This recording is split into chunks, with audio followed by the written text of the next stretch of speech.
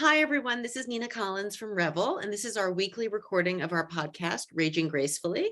Today, we have a special guest, Tatiana Zlotsky, who is the GM and Chief Customer Officer at A Place for Mom, and we're going to explain all about what A Place for Mom is.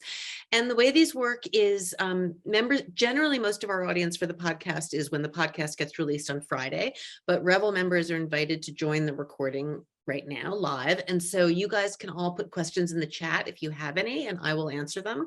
But basically, it's just going to be a conversation between the two of us, all about A Place for Mom. And we'll talk for like half an hour. Sometimes it goes to 40, 45 minutes, depending on whether they're questions. And these are all questions that are very easy for you to answer, but all really good information for our audience. So does that explain it? Yeah, that sounds perfect. Thank you. And then I was going to tell you before we start, that I'm in Amsterdam. I came to Europe for a whole month, and actually Sydney, my colleague who lives normally in LA, is in my apartment in Brooklyn taking care of my dog. So we're only 6 hours apart and not 9. And she's psyched to be in New York for a month. And so I'm in Amsterdam, and then I'm going to Copenhagen for 2 weeks, and then I'm going to Lisbon. And so this is my first work day on my new schedule. So it's fun.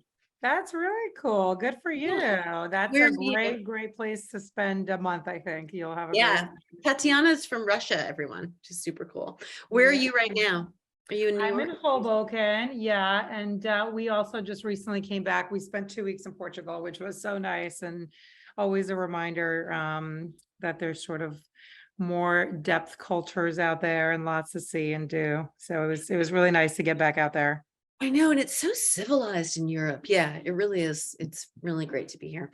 All Yeah. right, so we're here to tell everyone about A Place for Mom. And so I think the first thing to do, because lately I've been mentioning A Place for Mom to a lot of people, and I've been surprised that a lot of people don't know about it. So we have to change that. Tell us in your words what it is. Yeah, so A Place for Mom is an organization with a mission to enable caregivers of senior loved ones to make confident and just better decisions around senior care. Yeah. And so what that really means is we work with families that are in this very challenging moment when they realize that either their mom, their dad, father-in-law, great uncle, is no longer able to care for themselves independently. And it is now, their role to kind of step in and get the proper help. And as you can imagine, it's a really challenging place. It's a complex place. And so our service exists to help families sort through that difficult time and the options that they have available, and hopefully make a decision that eases their lives and improves the outcomes for the senior.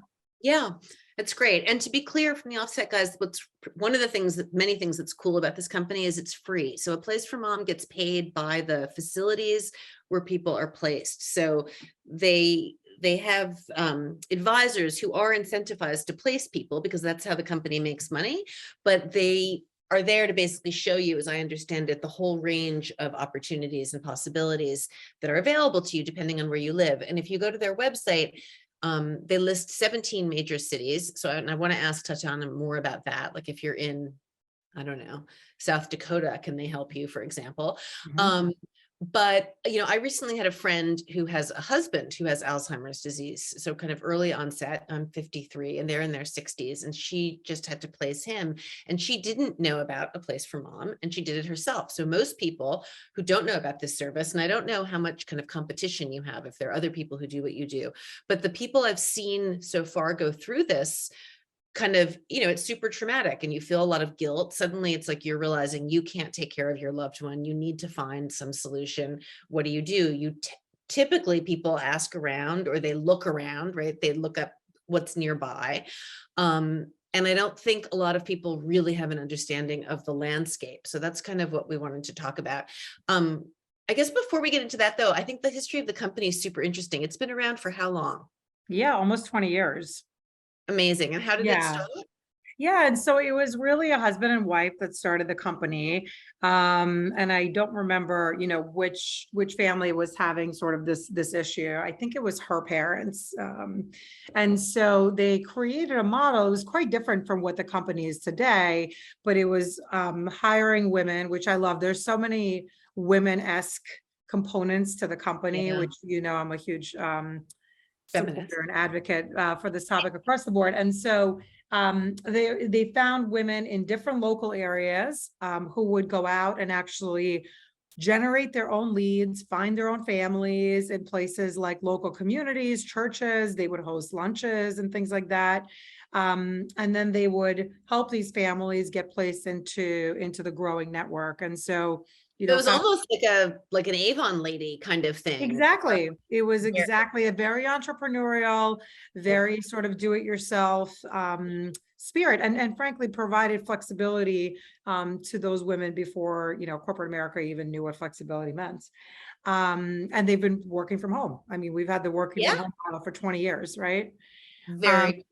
and so now fast forward, we're close to 1,000 employees, and the lead generation efforts are centralized sort of through corporate. So we help to generate all the leads for our senior living advisors. They're still primarily located across the country in local areas. And to your earlier point, we are the largest provider nationally. So we work with over 17,000 providers. So really anywhere where you want to place someone, we can help. And of course, we also have home care agencies for those that either want to start with home care and or perhaps stay with home care. Okay, so that's an interesting point. So 17,000 providers. So that includes assisted living facilities, memory care facilities, nursing homes. I don't really understand what senior living means, because it seems like it Yeah. includes all of that. You can explain it. Home care, senior Yep. apartments, care homes. So it's kind of the entire wealth of options that exist. You have 17,000 relationships. How many does that compare to? How many don't you have relationships with? It's a good question. I'm not sure. I'd have to get back to you on that. But what I do know is there's such a long tail, right? This is an area, particularly on the home care agencies. I mean, we estimate there's 40,000 home care agencies because they're tiny, small, and mom and pop Yeah, shop. They have 2 employees, and so that's like a hard thing to really yeah. scope out. But from a senior living facilities perspective, we cover the lion's share and really the largest providers and all the key. Any place that is like a big reputable company, Yeah. certainly, places that have multiple locations and all of that. And then I'm sure smaller ones too, depending on how many advisors do you have? We have over 500 senior local advisors right now. So, it's quite a big team. We have multiple teams. That's just the folks talking to the families. We also have a healthcare organization that works within the hospital system, training social workers that help families at discharge to understand kind of different care options, as well as just referencing them back into sort of our network and helping those families. This is everybody's problem and it's nobody's problem. And so, social workers is another example. They have to take care of so many different things when it comes to their patients that they really can't be experts at all of it. And so senior living being as complicated as it is not something that most people sort of dive into deeply and get trained on. And so we try to connect with them. We say, look, I don't know if we've talked about this. I don't think you've quite been at that moment in the hospital, but I have with my grandparents multiple times. And you get this piece of paper, black and white, and it's just like 4 facilities near you, that might be in your price range, might be full, might not be either. And so instead of that, we're like, okay, send them to us. We'll actually help them. We can actually understand what they need, because there are a lot of stories of mom or dad going into a facility that's not the right fit for It's their not needs. the right one. That's right. And this often happens, right, when people are in the hospital and then they have to go into rehab. You guys don't do rehab facilities, right? So it's after That's that. right. That's a great clarification. I think nursing home is a confusing term. It's really around private pay, assisted living, senior living facilities. So nursing homes can be misinterpreted for an assisted living facility. Yep. It could be a skilled nursing facility, Yeah. or it could be, fully public pay facilities. So then there's long-term nursing facilities as well. So where we really focus is primarily known as assisted living, as you mentioned. We do have independent living for folks that don't require as much assistance with their daily activities.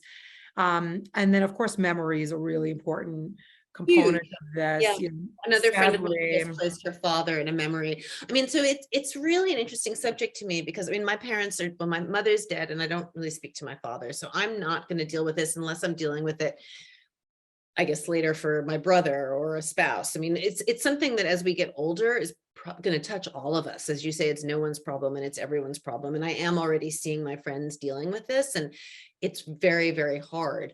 So I'm interested actually in this idea of competition. Like, who else does this? I guess not a lot of people. Like, a social Yeah. workers try and do a little bit of it, but there's no other national company that is really trying to tackle this, right? Yeah, well, when you sort of hit this point, first of all, there's a couple of things of what you said that just imply, but I want to unpack a little bit. The Mhm. first thing, no one plans for this, right? Right. This is not a happy moment that people plan for, like putting away money for your kid to go to college and then the moment come, right? This Yeah. is half the time an event transpires, such as a fall, a sharp decline in memory, a doctor's diagnoses, or just a sharp decline in being able to take care of yourself. And the other one is just sort of precipitous aging, right? So every day, I can do a little bit less and less for myself, which has sort of been my grandparents' journey. I think, for them, like COVID was a big moment where they lost after they survived it, It's thank God. your home But so they yeah. really were never the same after that. So, things like that happen. And so then people try to do, I would categorize it one of three things. One is, I don't want to tell anyone I'm even doing this. I feel guilty, or I feel, like this is fully my responsibility and I've got this. I have to do this by myself. And then they do research. And unfortunately, a lot of times they default to just driving to the local communities that they've passed on the road, or, have seen the signs for. And the reality is, if you were, to use the college comparison, you wouldn't just pick the college nearest you to send your child, right? You'd look at all your national options and your budget and what your kids' strengths are.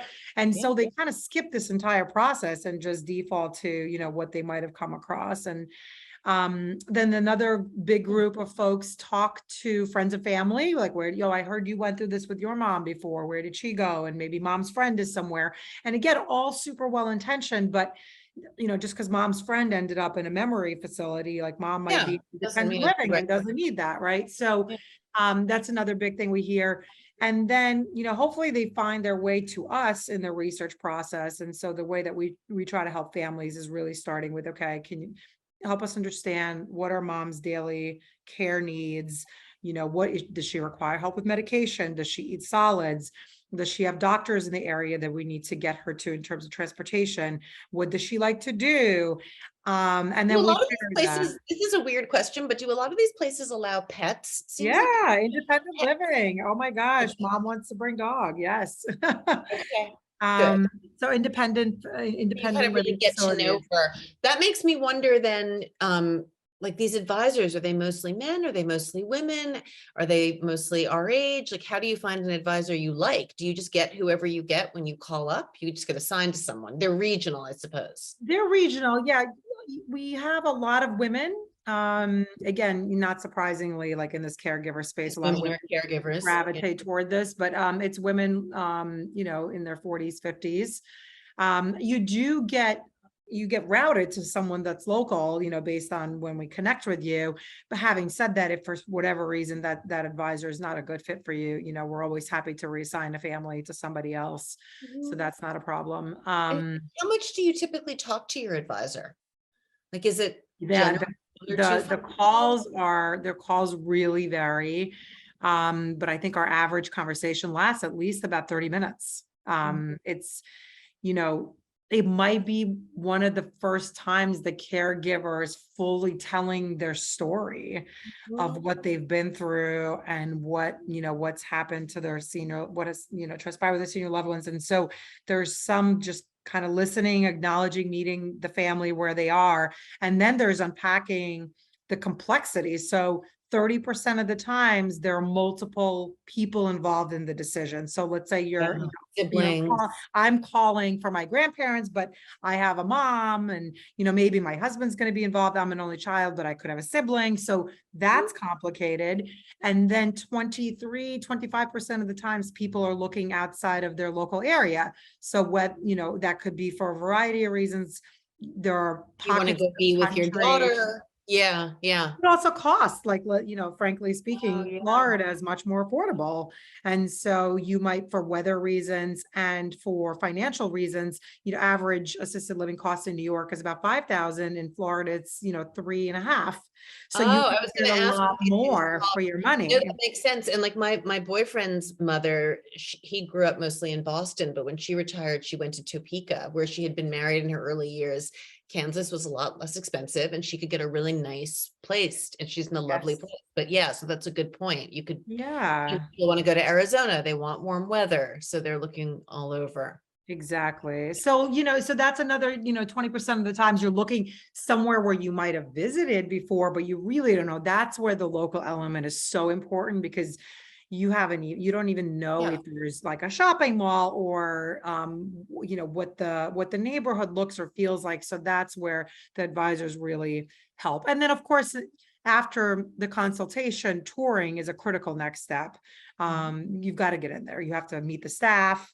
And then Um, do you meet the advisor typically or no? Like, I'm kind of curious how much of a relationship that is. Like, you speak to them, they send you like a list, yep. and then what happens? Yeah, so the advisors, they'll do more than send a list. They will actually help you set up your tours, and Okay, they'll work through their local contacts and communities to make sure that your got tour it. is set up, that if you want to bring multiple family members and kind of really schedule that over the coming days. And then they don't meet you typically at the location. They're phone based. But what they'll do is they'll text you and they'll follow up with you after the tour to find out how it went. A good amount of families want to see additional properties after they visit some places. So Yep. they'll then go back, more of this, less of that, and then they'll kind of give them a couple of more options to look at. So they stay with you through the process, but primarily through phone, sort of virtual Okay. detail support.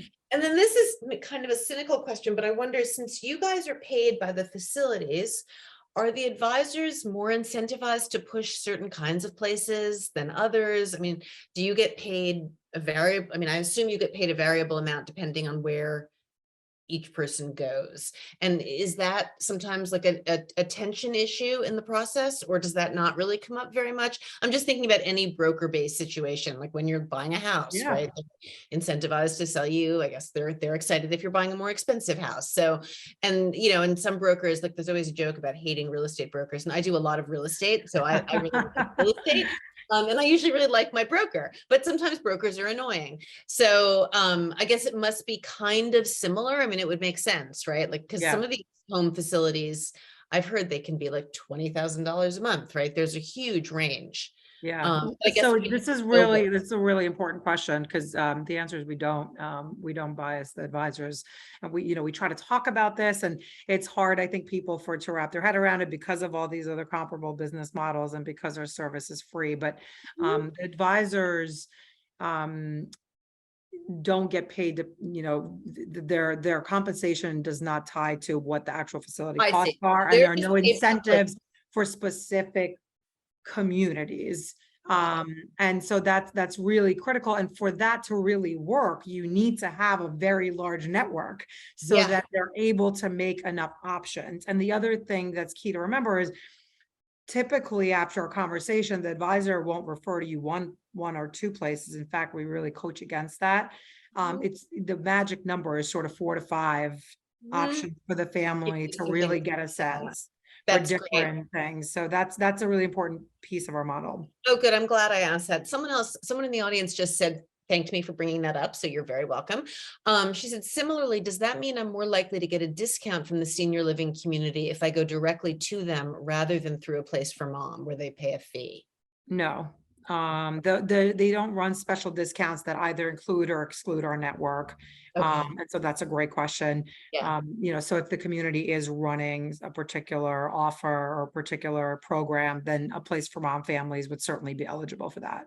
And we're Great. trying to elevate that a little bit more. So we're using our database to include more price-based information for families, offer-based information, grand openings. People want to know what's the newest community coming, so that our advisors can really bring that to the surface for families. Yeah, it does seem like being really transparent about all this helps, because people are just suspicious, right? They're protective of their loved ones.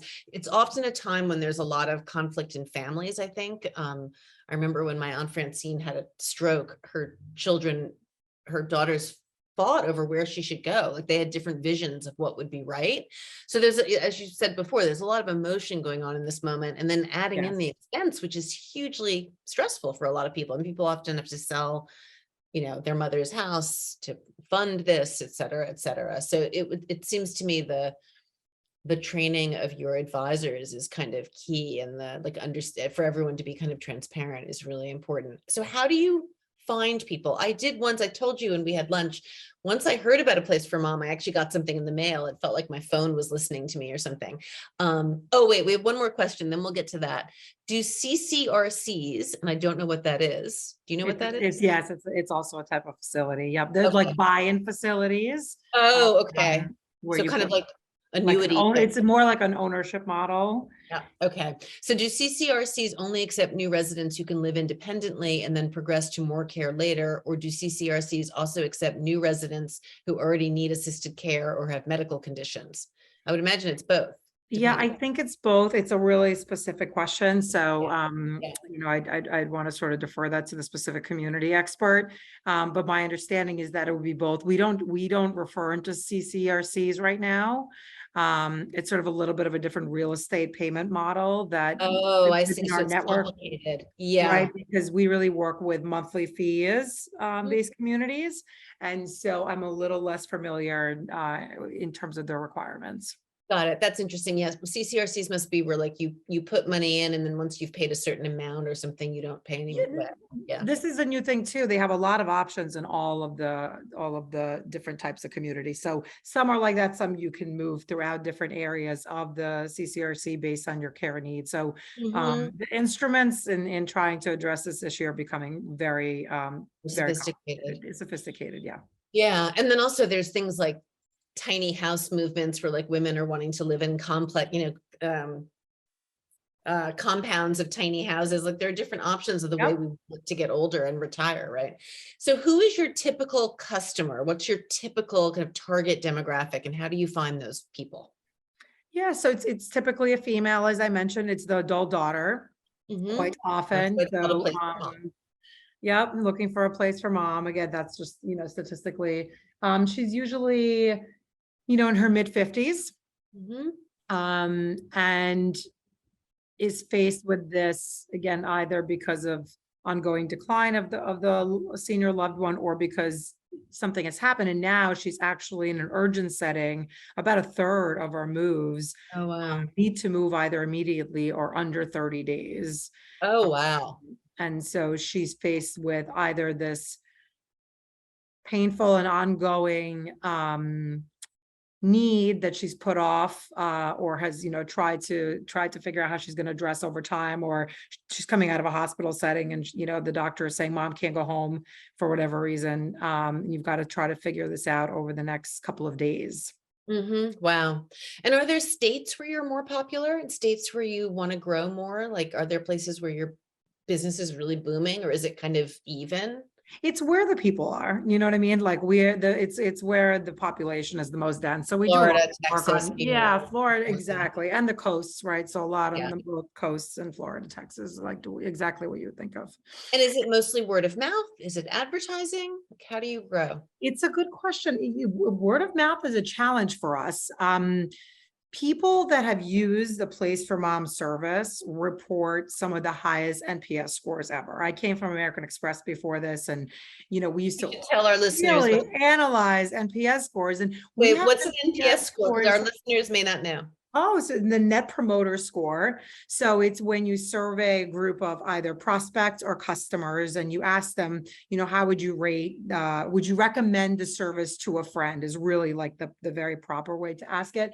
And so anything that's below a 5 is a detractor and anything over a 5 uh, is a promoter. And so Mhm. the net score is your NPS score. And there were studies and sort of Apple really was the brand that was leading in this. And I think Oh, at the wow.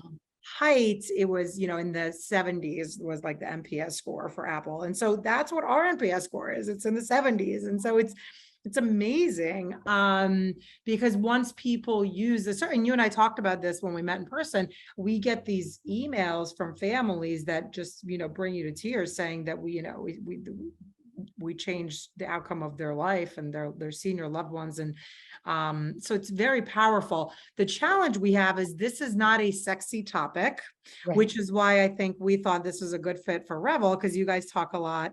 You all We talk talk, a lot about topics that, maybe are not as common or a little bit more private.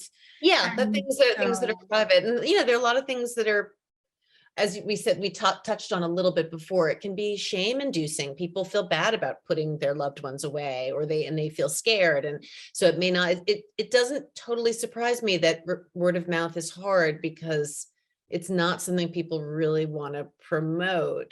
well, it's not Yeah. that I think I'd like to think we're getting away from that because let's just like unpack that for a second.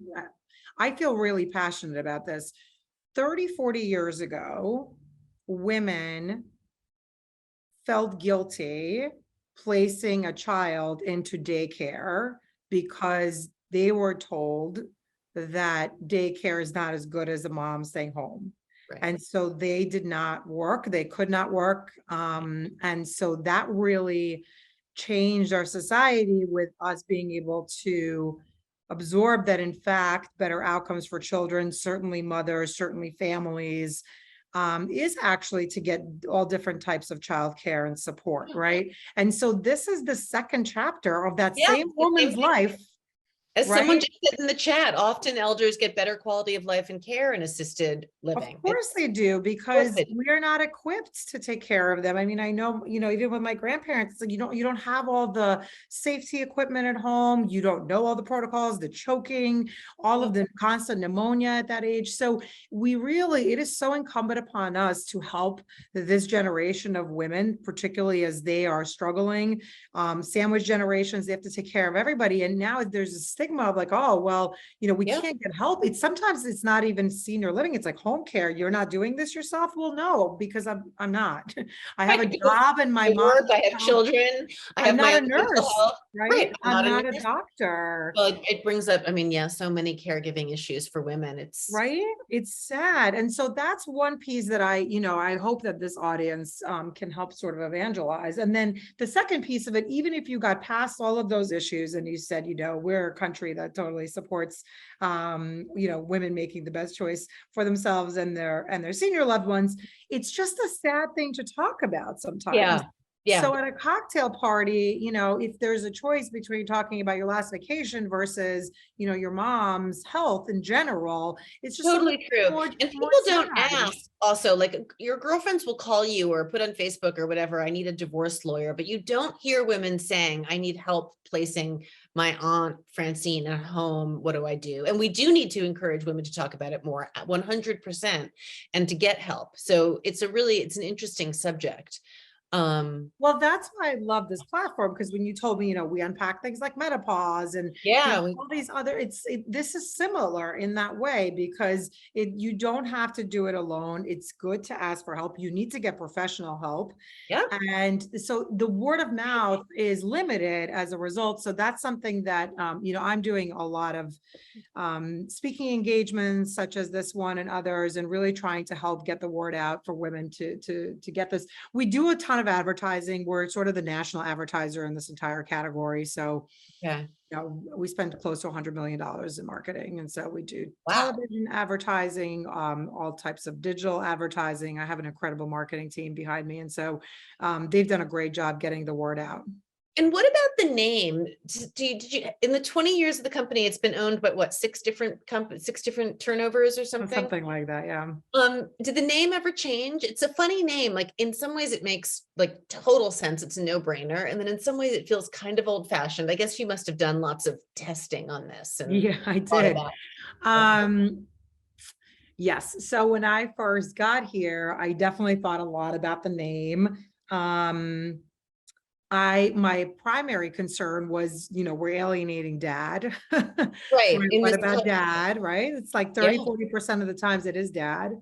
And so I did a lot of research on it. And what I would say is, the original owners really did an amazing job connecting this brand to this particular target segment. It resonates.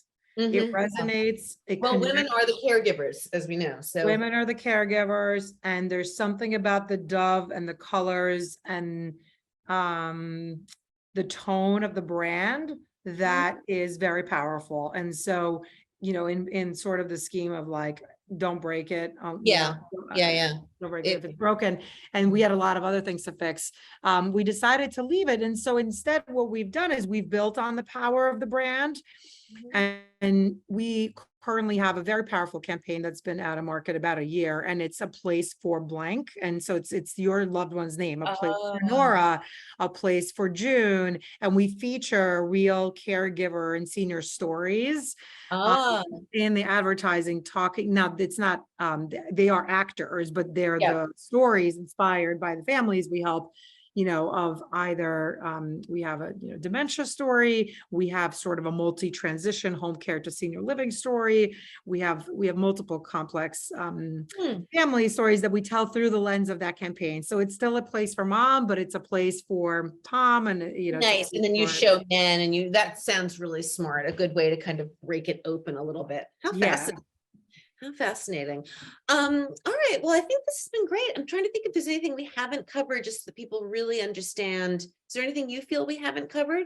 I think it's an amazing service. Yeah, thank you. I mean, I would just say, to the women on the call to just, I encourage you to ask your friends if this is an issue that they're dealing with, because they might be, and they might not be brave enough to ask for help. And if you come across people that needed to consider getting professional support in order to make this decision, because I do believe, and I've seen now over and over, that seniors, particularly, with isolation and care, can really have greater outcomes with the right support. So, Yeah, and actually another thing to mention is when I first met you, what I thought is not only, I mean, of course, it is interesting from a business perspective, the way it ties into your title, which I understand why you've kept it, the name, but I think of it as also something that we want to be doing research for ourselves. Like as we get older, I want to be thinking about what kind of places I want to wind up in. And I would rather it not happen in an emergency situation where I've suddenly fallen and yes, kids have to make a decision in 20 minutes. And I mean, obviously we can't all plan for end of life, the best, what's the expression about the best plans, whatever yeah, God fall laughs, right? um, right, when God laughs. But on the other hand, I feel like aging is changing in our culture, and this generation, baby boomers and younger, we are going to age differently, and we want more autonomy and knowledge about these things. And I think hopefully the possibilities for home assisted living facilities and all these kind of facilities is evolving and changing and improving. And Yes. like I want to wind up someplace where they bring kids in, and there are plants, and I can have dogs, and and I want to know Yeah. about those options as I get older. So it's tricky. It's a little bit like end of life planning. I mean, no one wants to do their will, but we all need one. And so it's not just, as I say, it's not just a place for mom. Mhm. It really is Yeah. a place for our husbands and our uncles and ourselves. And it's the whole kind of like final chapter, last chapter, an ending chapter of how we want to live, Yeah. But which it's also making that chapter, there's such an opportunity to make that chapter great, Good. right? Yeah, That's what, it exactly. doesn't have to be mom alone in a chair watching TV. Like, and you Totally. mentioned, kids, dogs, plants, music, like that's actually most communities. Most Really? Oh, I didn't communities, know yeah, it's that. like like they usually have a therapy dog and they have plants and they have a lot of light. And Yeah. there's always, I mean, I always bring my boys to visit my grandparents, who Yeah. are 10 and 7. There's kids, and there's a lot of social programming around connecting seniors and children. It's like my favorite thing in the world. It's It's so the most great. It's so beautiful, great. right? I It's think I told you when we met, when I read the Atul Gawande book, I think it's called Being Mortal, and he talks about the innovation of a lot of these kind of homes in Massachusetts. Yep. And there are a lot that bring kids in, and exactly music, as someone said in the chat, and all, Yes. and it's only gonna, I mean, it's gotta only increase the kinds of places that we have, the options we have should be getting better and better, because Yes. there's endless innovation. And as I said, our generation is aging differently. I mean, you're in your 40s, what, right? Yes. 30s, 40s, Yes. 40s. um, so it's definitely going to get better. Yeah. So I think of it as something that we need to educate ourselves Yep. on. Yeah. And It's a that's a great point. Yeah. yeah. And I And think also just saving for that time frame, right? Because it is expensive. How do you think about sort of saving for it? And, we're talking about getting care for folks that need a lot of assistance right now, which is a huge part of our job. But there are also, I visited some of these places and it's happy hour and it's cocktails and it's board do you games. place people at like the Villages, the famous big place in Florida? I don't know about the village You specifically, probably do. but There's this famous, actually, you should look it up. There's a great documentary about this place. It's called The Villages in Florida, and it's huge and it's super conservative. So it's lots and lots of Trump supporters, and they're like 55 and up, and they're like having sex and having parties and like Margaritaville and like the now I million. know where I need to visit on my next trip to Florida. Well, now It we really do a looks, lot of the community visits, and so I'll add that to my list. yeah, It's true, because definitely. some of the times you walk around and you're like, they're having, really fun activities, and that's where you see how important the socialization element is, Yeah. Well, and because that's what we know at Revel too, right? Just the importance of community, the importance of yes, the connection. community, absolutely. It's so powerful. And you just see that people are just a little bit more joyful. And like that's Yeah. what you want for your parents and to your point for ourselves eventually.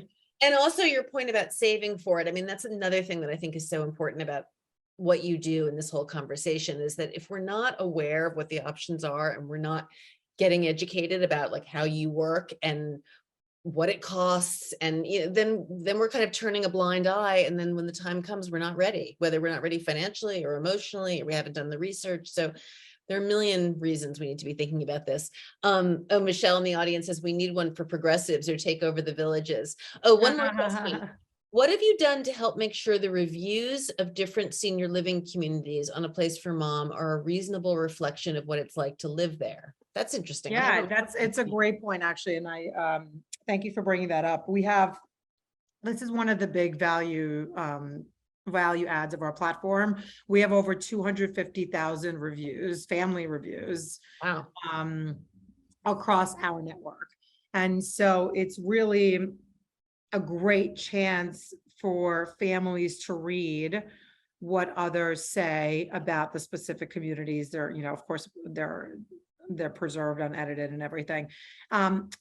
What we try to do in addition to that is run different types of awards to try to feature specific communities and their specialization in different areas. So we just finished one on meals and dining. Oh, And fun. so, yeah, and this is something we're playing with, so, maybe we'll do something with pets next because you inspired me. But, we're trying to get the communities to engage with our members and our families to participate in something. They say, like, what's your special sauce? What is it about you that That's great. everyone should know about, right?